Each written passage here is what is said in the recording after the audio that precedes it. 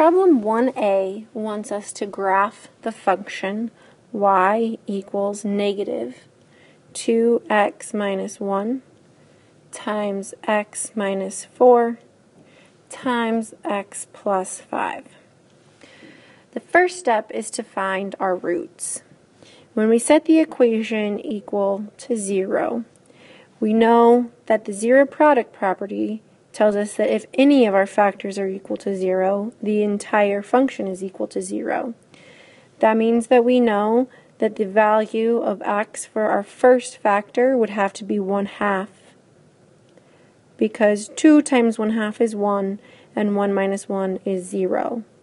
We know our factor x minus 4 has a 0 of 4, because 4 minus 4 is 0.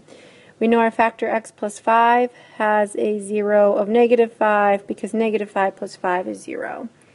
Now that we know our roots, we can place them on our graph.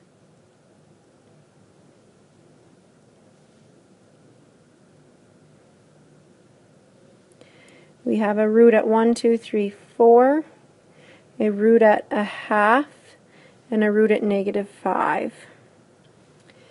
If we look, we know that there are 1, 2, 3 x's, so this is going to be an x cubed function with a negative in front of it.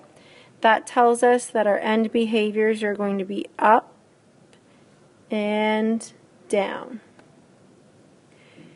We also know that because there's a multiplicity of 1 for each of our roots are going to have linear behaviors.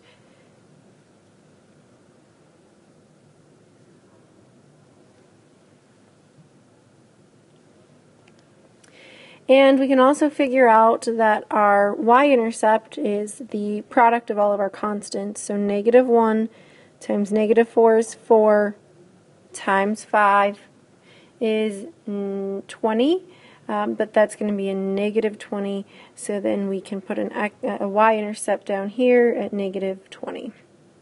Now all that's left to sketch our graph, to connect our points, and we have a graph.